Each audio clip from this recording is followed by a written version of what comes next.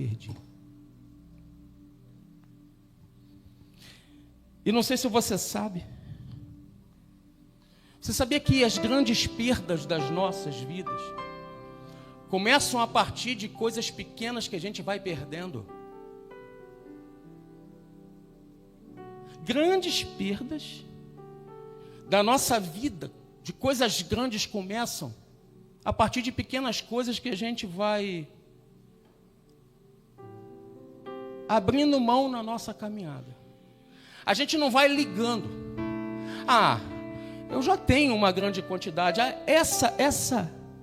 Essa pequena dracma aqui, ela não vai me fazer tanta falta assim. Mas você sabia que a vida não é assim? Porque, na verdade, eu fico pensando, se ela não valorizasse aquela dracma, pensa comigo, daqui a pouco ela poderia perder uma segunda dracma, sim ou não? Ela perdeu a primeira, não valorizou a primeira. Daqui a pouco ela perderia uma segunda, uma terceira, uma quarta, poderia daqui a pouco ela não ter mais dracma nenhuma. A partir de uma pequena moeda, ela poderia perder tudo o que ela tinha. Sabe que há um princípio muito espiritual aqui nessa parábola. A gente precisa ficar muito atento a pequenas coisas que a gente às vezes vai abrindo mão na nossa vida e que tem muito valor. Eu coloquei lá pequenas coisas, mas para aquela mulher, aquela dracma tinha um valor muito grande, fazia parte de todo, de um adereço dela como noiva. E ela não abre mão, e ela decide buscar aquela única dracma que ela havia perdido. O Espírito Santo, quando eu estava lendo esse texto, eu já li esse texto algumas vezes, ele me lembrava de um texto que está lá em João capítulo 10, versículo 10, você não precisa ver. Esse texto de João 10, fala de como o inimigo, ele age na vida das pessoas.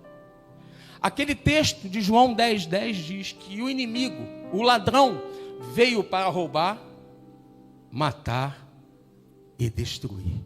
E depois Jesus completa e diz que eu vim para que tenham vida e vida em abundância.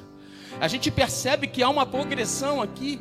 O inimigo, ele começa a agir na vida das pessoas roubando algumas pequenas coisas. Ele não começa destruindo totalmente. Você está entendendo com vidas espirituais? Ele começa roubando algumas pequenas coisas de muito valor da nossa vida e, conforme a gente não vai atentando, não vai fazendo como essa mulher, buscando recuperar, buscar aquela dracma, daqui a pouco ele toma a vida por inteiro.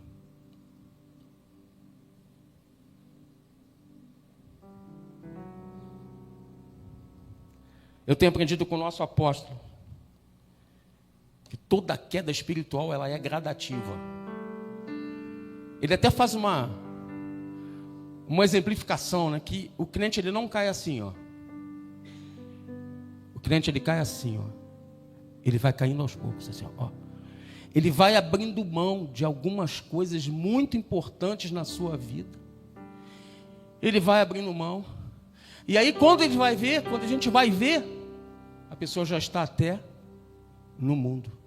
A palavra de Deus diz, até num texto relacionado a esse texto lá em Lucas 17, que nos últimos dias o amor de muitos se esfriaria. Mas a palavra de Deus diz em Romanos capítulo 12, versículo 2, que a gente não pode se conformar com este mundo. A gente não deve se conformar com este mundo. A gente não pode achar normal perder alguns princípios que são fundamentais para a vida cristã. Eu vou repetir, a gente não pode normalizar ou normatizar algo que são princípios fundamentais da vida cristã. Vou falar uma coisa para vocês. Eu vinha conversando com a minha esposa até ontem. E a gente conversa muito sobre isso. A gente conhece muitas pessoas que até se desviaram do Evangelho.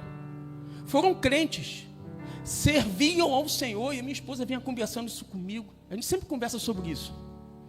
Ela, meu Deus, mas, poxa, por que isso acontece? Por que a pessoa que já foi crente, que já foi da igreja, que servia ao Senhor desde pequena, junto com a família, como é que agora a pessoa está no mundo, abandonou o Senhor? Irmãos, foi uma coisa de cada vez. Foi aos poucos. Não foi de uma hora para outra. Ninguém sai da igreja de uma hora para outra. Às vezes, a pessoa, um dia ela, hoje eu não vou no culto não. Hoje eu vou ficar, queria até saudar você que está nos acompanhando online, não pôde estar aqui. Hoje eu não vou na igreja não, hoje eu vou acompanhar o culto online. Hoje eu não vou. Mas... eu falo muito isso pro jovem, né? Falo muito isso pro jovem. Tá namorando? Tô namorando. O rapaz é crente? A menina é crente? Não, pastor, não, mas... sabe, a gente vai negociando princípios que são princípios inegociáveis da nossa vida. E aí a gente vai começando a perder bens preciosos na nossa vida espiritual. Como diz o apóstolo, a gente vai caindo aos poucos. Eu tive o privilégio, ainda estou trabalhando, meus filhos não casaram ainda, o mais velho está querendo casar ano que vem. Mas a minha esposa estava mostrando uns vídeos lá de quando eles eram pequenos. Meus filhos foram criados literalmente na igreja. Alexandre acompanhou isso, Érica, algumas pessoas que eram lá de Irajá. E a gente não abria mão, querido, não abria mão da presença dos nossos filhos na igreja, desde pequeno. E não tinha essa estrutura aí que a gente tem não, hein, Sérgio? A gente passou uma época lá em Irajá que a gente ainda estava fazendo obra, os filhos ficavam lá, do jeito que dava, os professores se viravam nos 30, mas a gente não permitia que os nossos filhos faltassem os cultos. Sabe onde eles estão agora? Estão na igreja. Não negocie princípios fundamentais do reino de Deus. Não normatiza, não normaliza, não se conforma. Nós estamos vivendo muito complicado. A palavra de Deus diz, Jesus diz lá na frente, em Lucas 17, que nos últimos dias o amor de muitos se esfriaria. Haveria uma multiplicação da iniquidade. Tem, infelizmente, pessoas que estão negociando valores e hoje não estão nem na igreja mais. Mas essa mulher não foi assim. Ela procurou aquela dracma que ela havia perdido. A Bíblia nos ensina que devemos valorizar as pequenas coisas e sermos fiéis no pouco. Lucas capítulo 16, versículo 10 diz que o Senhor, presta atenção por favor, que o Senhor não coloca sobre o muito aquele que não é fiel no pouco.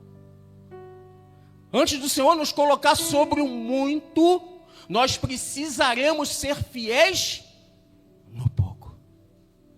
Será que nós temos sido fiéis àquilo que o Senhor tem colocado na nossa mão?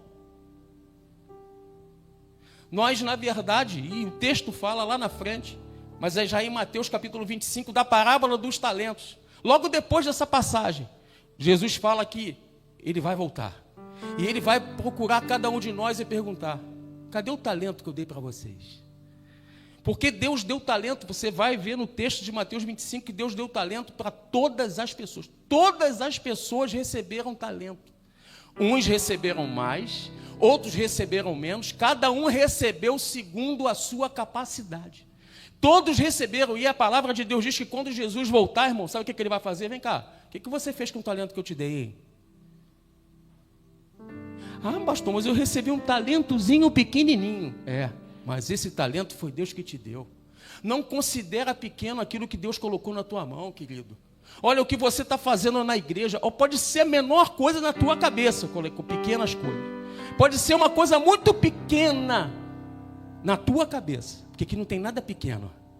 Tudo que a gente faz aqui é muito grande. Nós estamos mexendo com vidas preciosas. Tudo que a gente faz aqui tem muito valor para Deus. Então Deus com certeza te deu um talento, colocou um talento na tua mão para você fazer o melhor para Ele. Você pode ter certeza de uma coisa: quando Ele voltar, Ele vai buscar o talento dele.